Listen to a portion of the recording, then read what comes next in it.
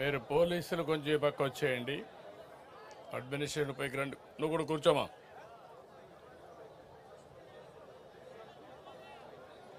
మీరు కూడా ఈ పక్క వచ్చేయండి, వాళ్ళకు కూడా కనపడి.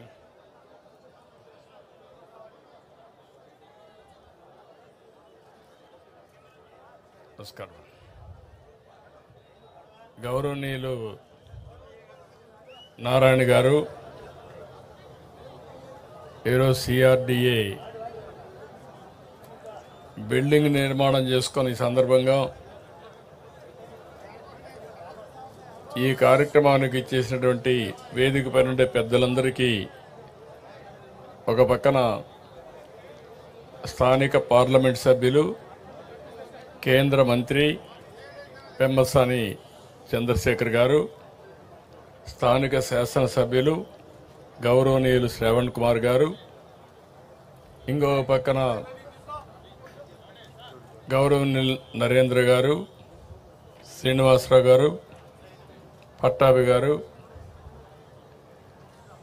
Municipal administration secretary Suresh Kumar గారు, సిఆర్డిఏ కమిషనర్ కన్నబాబు గారు, అధికార యంత్రాంగానికి అందరికంటే ముఖ్యంగా ఈరోజు ఇక్కడ సిఆర్డిఏ ఆఫీస్ ఓపెన్ చేసుకున్నామంటే దానికి కారకులైన రైతు సోదరి సోదరమణులందరికీ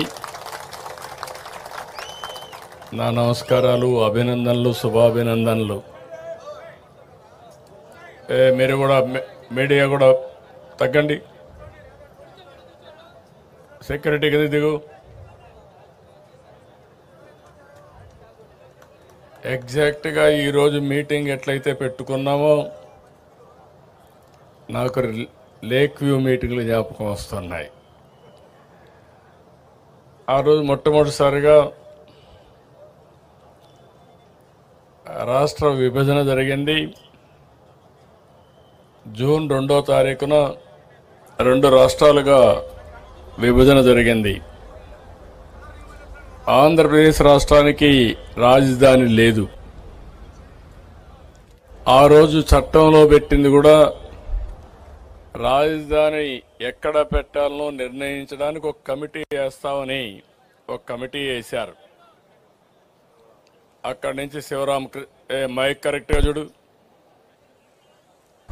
అక్కడి నుంచి మనం కూడా స్టార్ట్ చేసాము ఎట్లా కట్టుకోవాలని. అయితే ఆ రోజు కనీసం ఆనాటి ప్రభుత్వం పలాంది ఇక్కడ రాజధాని వస్తుందనంటే ఎట్లా కట్టాలని ఆలోచించేవాళ్ళం. రాజధాని ఎక్కడొస్తుందో చెప్పకుండా ఒక కమిటీ వేసి, రెండోది దానికి కావాల్సిన జాగా కూడా లేదు మనకు, మీరు గుర్తుపెట్టుకోవాలి. అలాంటి సమయంలో మన ఆలోచన విధానం ఏం చేయాలని ఆలోచించినప్పుడు ఎవరిని అడిగినా కూడా చాలా సింపుల్గా 25 పార్లమెంట్లు ఉన్నాయి. ఒక పక్క 12, ఇంకొక పక్క 12, 13వ పార్లమెంట్ ఈ గుంటూరు. రాజధాని ఎక్కడ రావాలంటే ఇక్కడే రావాలని చెప్పాల్సింది పోయి దీనికి లేనిపోని పంచాయతీ పెట్టారు. అక్కడి నుంచి ప్రారంభమైంది.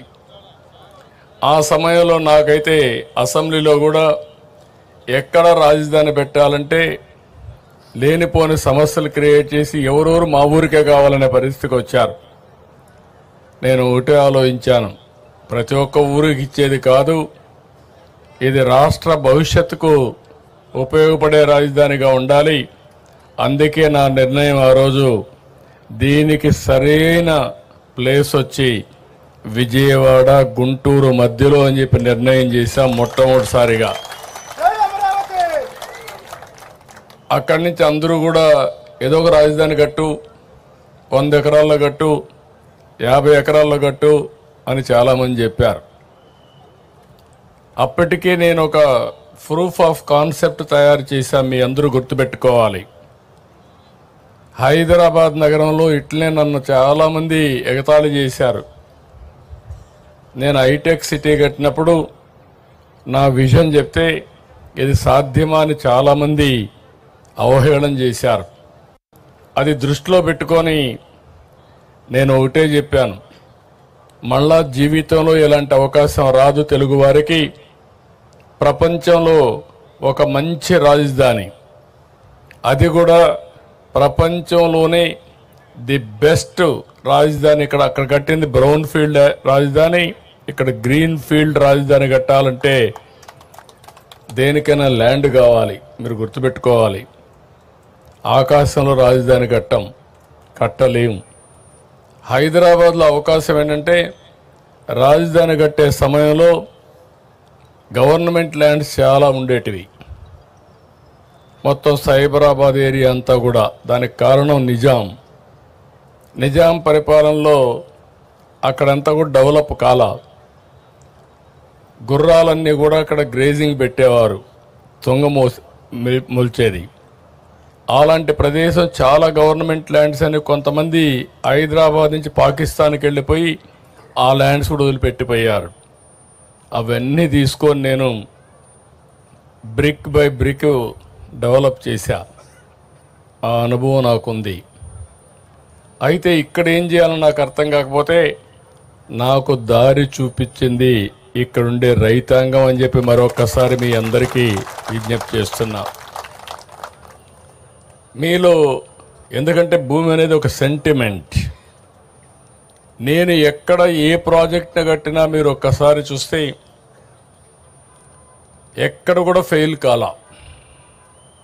హైదరాబాద్లో ఎయిర్పోర్ట్ కట్టాం, 5,000 ఎకరాలు. నేను డే 1 ఒకే మాట చెప్పాను, నేను చెప్పింది మీరు ఎయిర్పోర్ట్కి భూమి ఇవ్వండి, ఇక్కడ ఎయిర్పోర్ట్ కడతాం, లిబరల్గా కాంపన్సేషన్ ఇస్తాం, అది పక్కన మీరు కొనుక్కోండి, దీనికంటే 10 ఇంతలు రేటు పెరుగుతుందని చెప్పి చాలా స్పష్టంగా చెప్పాను. వాళ్ళు ఆ పని చేశారు.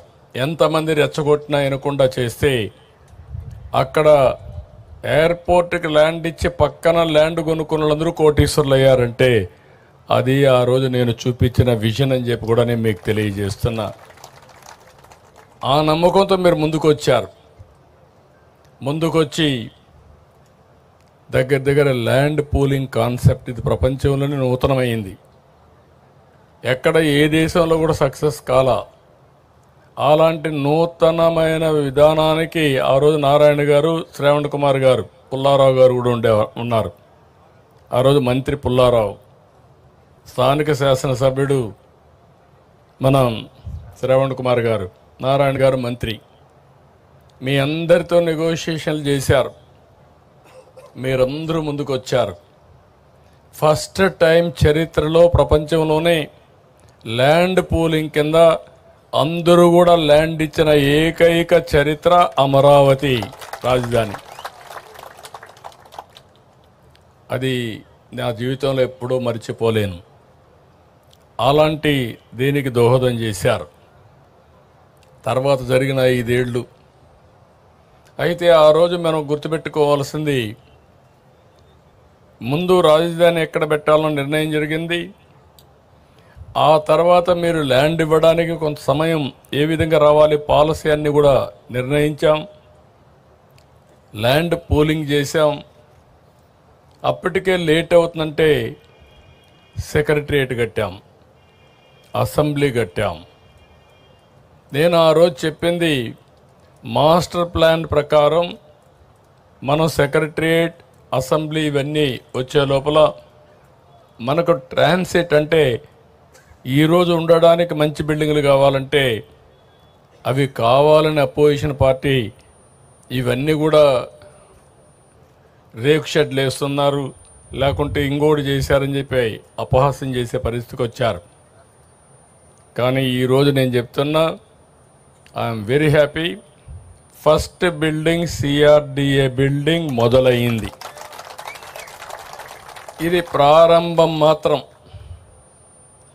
రేపు రాబోయే రోజుల్లో గవర్నమెంట్ బిల్డింగ్స్ కానీ